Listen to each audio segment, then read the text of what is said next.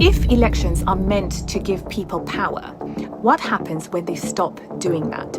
Uganda's election story shows how complicated that can get. My name is Noreen and this is Real Africa Stories. You know how we're told that elections are the heart of democracy, that voting is how people choose their future. Uganda's election story shows how complicated that can get. So let me take you right back. Simply, Uganda held its first elections in the early 1960s, just before independence from Britain. On paper, that sounded hopeful.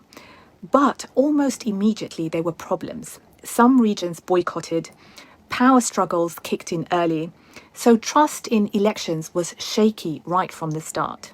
Then things really unraveled. By the late 1960s and 70s, Uganda wasn't really doing elections at all. There were coups, military rule, fear. If you lived through that period, voting wasn't something that protected you. It was something that could put you in danger.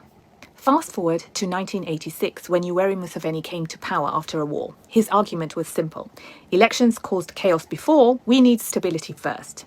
That's when Uganda entered what was called the movement system. No political parties competing. Everyone was meant to belong to one national movement. Elections still happened, but without real opposition. In 1996, Ugandans voted for president again, but political parties were still restricted. So imagine being told you can vote, but you can't really challenge power. That tension never really went away. Then in 2005, something important happened. Ugandans voted in a referendum to bring back multiparty politics. This should have been a turning point. And in 2006, Uganda held its first multi-party elections in over 20 years. Here's where the pattern starts. Almost every election since then has followed the same cycle. Voting happens, results are announced, the opposition challenges them, courts acknowledge problems, but still say the results stand.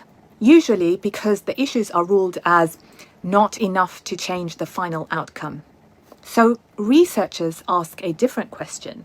Not just did people vote, but was the playing field fair before voting day?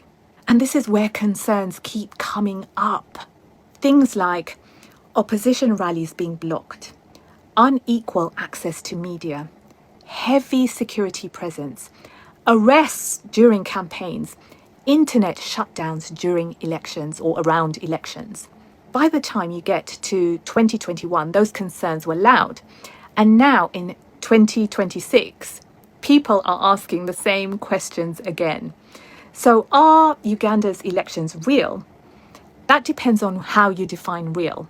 Ballots exist, votes are cast, but many researchers say the environment around the election matters just as much as election day itself. Because when people stop trusting the process, even a peaceful vote can feel empty. And this isn't just about Uganda. It's about a bigger question. Is voting enough, or does democracy need the right conditions to survive? This is the Africa you're not shown, but I'm here to show you.